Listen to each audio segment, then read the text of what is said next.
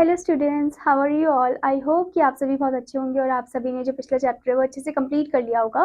So now let's move into the chapter number 12 and the chapter name is whether and seasons. तो इस chapter में हम weather और season के बारे में जानेंगे। ओके,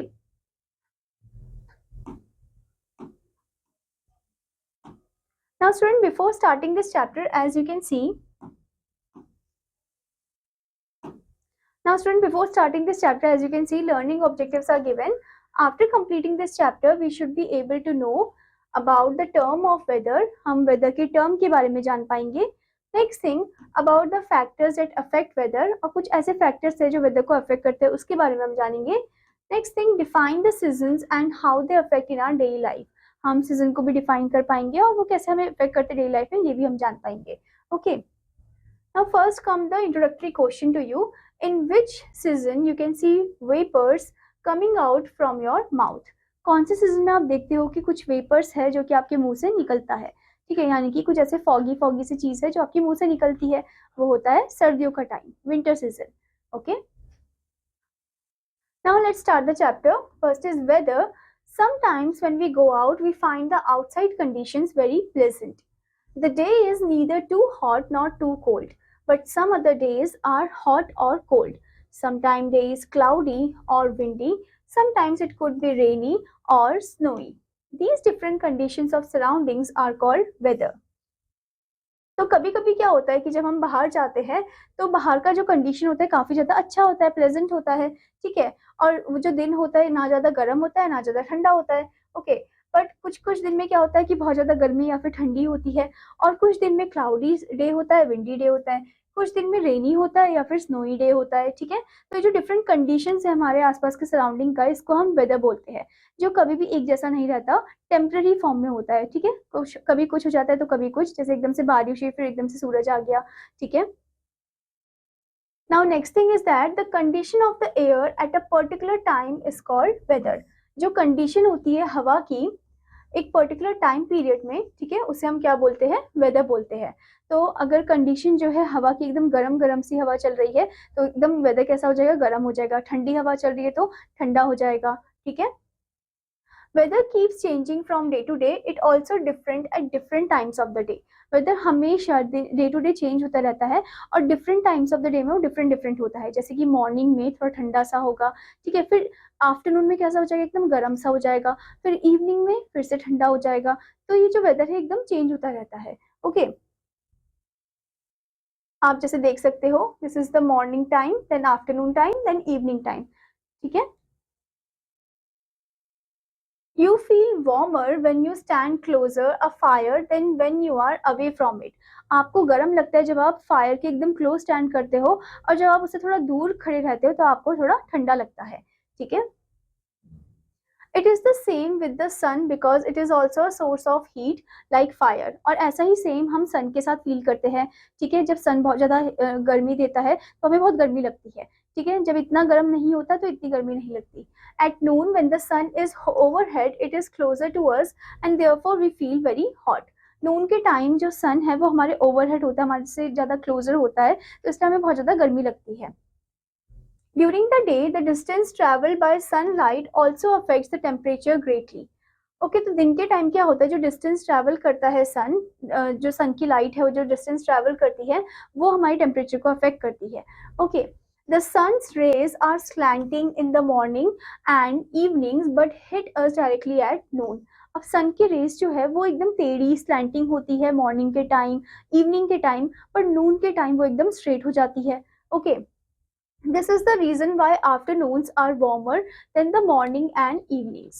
यही एक रीजन है कि आफ्टरनून जो है वो बहुत ज्यादा गर्मी होती है उस टाइम, और as compare to the morning and evening. ठीक है, weather depends on the sun, the humidity, the clouds, the winds and the rain. अब वेदर किन किन चीजों पे डिपेंड करता है? सन पे डिपेंड करता है, ह्यूमिडिटी पे डिपेंड करता है, क्लाउड्स पे, बादलों पे डिपेंड करता है, विंड्स पे और रेन पे डिपेंड करता है. Okay, So let's know about them in detail. The sun is the main source of heat and light on the earth, जो सन है वो मेन सोर्स है हीट एंड लाइट का हमारे प्लैनेट अर्थ में। The amount of sun's heat received in different places is different. अब जो सन का हीट है, जो अमाउंट ऑफ सन हीट है वो डिफरेंट होता है डिफरेंट डिफरेंट जगहों में। Okay, the sun's heat also affect the elements of weather like wind, humidity, clouds and rain in a big way. अब सन की जो हीट है वो जो कुछ ऐसे जो एलिमेंट्स होते हैं वेदर के उनको भी अफेक्ट करती है, जैसे कि विंड को, ह्यूमिडिटी को, क्लाउड्स को और बारिश को, रेन को। Okay, now here comes the humidity. You know that the sun's heat plays an important role in evaporation of water. आपको तो पता ही है कि evaporation of water में सन का एक मेन रोल होता है, ठीक है, जिसमें जो पानी है वो evaporate हो जाता है, वाटर वेपर चले जाते हैं ऊपर। Okay, when there is more heat we see more evaporation. ज़्यादा गर्मी होगी तो ज़्यादा evaporation हमें देखने को मिलेगा। Okay, this leads to the presence of more water vapor in air. जिससे क्या होता है, ज़्यादा water vapor फिर present होता है हवा में। The weather is said to be humid. Okay, तो उस वेदर को हम क्या बोलते हैं, ह्यूमिड बोलते हैं, जब ज्यादा वाटर वेपर हवा में होता है, एटमॉस्फेयर में। Okay, humidity is the amount of water vapour present in air. Humidity वो अमाउंट ऑफ वाटर वेपर है जो कि हवा में प्रेजेंट होता है। Humid air can store a lot of heat, और ह्यूमिड एयर में, ह्यूमिड हवा में बहुत ज्यादा हीट स्टोर होता है। So humid days are generally warm, तो इसी वजह से जो ह्यूमिड डेज होते हैं वो काफी ज्यादा गर्म होते हैं। Okay, now next thing is that clouds and rains. The sun's heat warms up the air. अब जो सूरज की हीट है, गर्मी है, वो हवा को वार्म अप कर देती है। It makes the air light and it rises up. इससे जो हवा है वो लाइट हो जाती है और ऊपर की तरफ उठ जाती है। The water vapor in air also rises up with it to form clouds. और वाटर वेपर भी ऊपर की तरफ उठ जाते हैं और फिर वो क्या फॉर्म करते हैं, क्लाउड्स फॉर्म करते हैं, ठीक है, बादल फॉर्म करते हैं। So the sun also affects cloud formation. तो हम बोल सकते हैं कि सन जो है वो क्लाउड फॉर्मेशन पे भी अफेक्ट करते हैं। Okay, On a cloudy day, the rays of the sun are blocked by the clouds. अब cloudy day में क्या होता है कि जो rays होते हैं सन के, सनलाइट के, वो ब्लॉक हो जाते हैं क्लाउड की मदद से। So the days are not very warm. तो उस दिन इतना ज़्यादा गर्मी नहीं होती है। Dark clouds bring rain. जो dark clouds होते हैं ना, ग्रे कलर के, वो क्या लाते हैं अपने साथ, बारिश को लाते हैं। It becomes cool after the rain. और एकदम ठंडा भी हो जाता है बारिश के बाद। ओके स्टूडेंट्स, जैसे कि आप यहाँ पर भी देख सकते हो clouds and rains. Okay, clouds are given over here and आप देख सकते हो जो ग्रे क्लाउड्स है वो अपने साथ क्या लाते हैं, फिर बारिश को लेके आते हैं, ठीक है। इवेपोरेट हो रहा है, इवेपोरेट होके वाटर वेपर जो ऊपर जाते हैं क्लाउड्स फॉर्म करते हैं, फिर वहां से बारिश और होती है और फिर ये वापस चलता रहता है, जो वाटर साइकिल है। Okay, now the next thing is wind. The sun's heat also causes wind. अब जो सूरज की जो गर्मी है वो क्या कॉज करती है, विंड कॉज करती है। When hot air rises up, cold air from surrounding areas rushes into take its place and a wind is produced. जब हॉट एयर, जो गर्म हवा है, वो लाइट होती है, वो ऊपर की तरफ उठ जाती है, जो कोल्ड एयर है वो उसकी जगह ले लेती है, ठीक है, एंड इससे क्या होता है, विंड प्रोड्यूस होती है।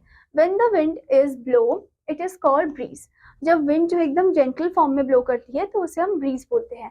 Okay, breezy days are generally cool and comfortable. Breezy days जो होते हैं बहुत ज्यादा ठंडे और कंफर्टेबल होते हैं। When there are strong winds blowing we say the weather is windy. जब स्ट्रॉन्ग विंड ब्लो करती है तो हम बोलते हैं कि जो वेदर है वो विंडी है। Strong winds along with thunder and rains can cause a storm. और जो स्ट्रॉन्ग विंड्स है किसके साथ, अलॉन्ग विद थंडर और रेन के साथ, वो क्या कॉज करते हैं, स्टॉर्म, यानी कि तूफान कॉज करते हैं। अ storm causes a lot of damage. Storm जो है बहुत ज्यादा डैमेज क्रिएट करते हैं, यानी कि जैसे कि ट्रीज को वो अप्रूट कर देते हैं। It can uproot trees. Okay, old and weak buildings to collapse. जो पुरानी और जो कमजोर बिल्डिंग होती है वो भी गिर जाती है, वो भी खराब हो जाती है, डिस्ट्रॉय हो जाती है। ओके, जैसे कि आप इस इमेज में भी देख सकते हो कि विंड की मदद से ये जो पत्तियां हैं वो एकदम स्वे कर रही है, ठीक है।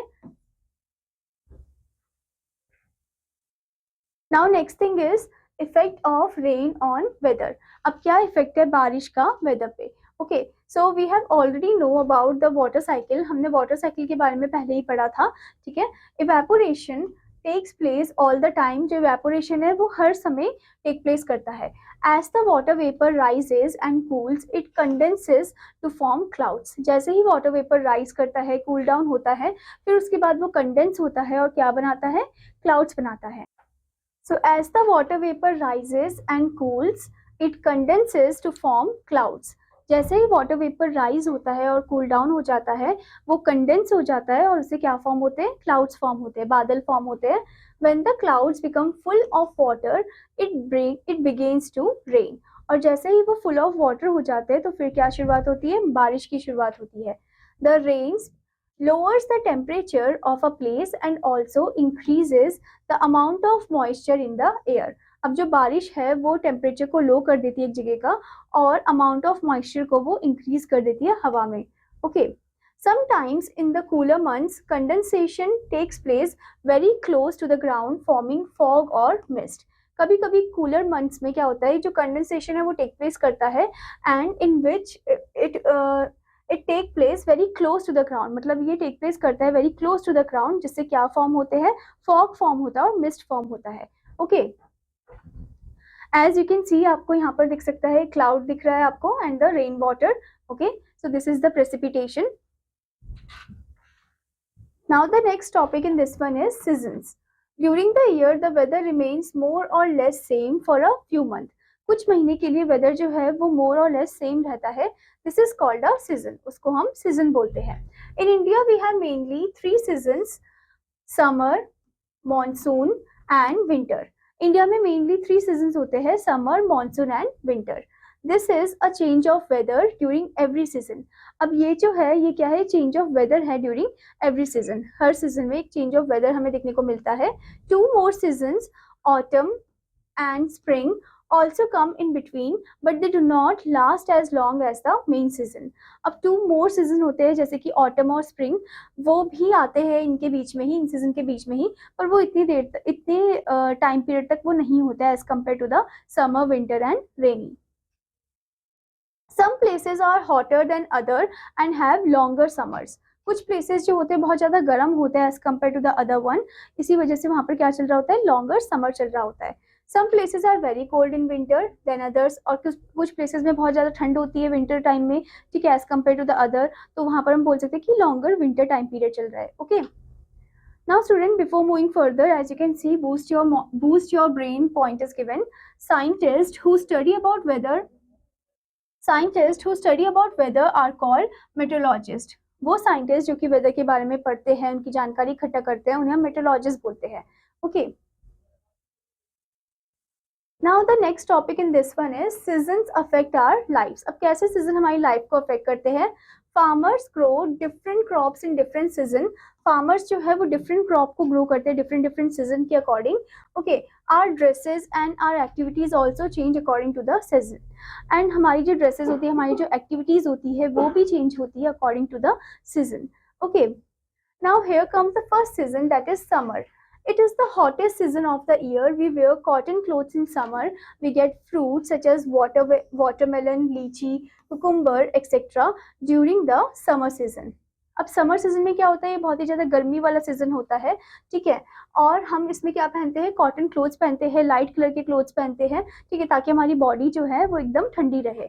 ओके. हमें फ्रूट्स जैसे कि वाटरमेलन खाने को मिलता है, लीची, कुकुम्बर, मैंगो, ये सब मिलता है during the summer season. Okay. And हम समर सीजन में और भी चीज़ें हैं जो खाते हैं, जैसे कि आइसक्रीम आपको खाना पसंद होगा, जो कि काफ़ी ज़्यादा टेस्टी होती है और ठंडी होती है. Okay. Now next is monsoon. It comes after the summer season. It rains during the monsoon. अब जो मॉनसून है वो समर सीजन के बाद आता है और उस समय बारिश बहुत होती है, ठीक है. Now next is autumn. Leaves of trees turn yellow and fall from the trees during this season. जो पत्ते होते हैं पेड़ के वो येलो कलर के टर्न हो जाते हैं या ब्राउन कलर के टर्न हो जाते हैं और वो पेड़ से अपने आप ही निकलने लग जाते हैं, झड़ने लग जाते हैं, ठीक है.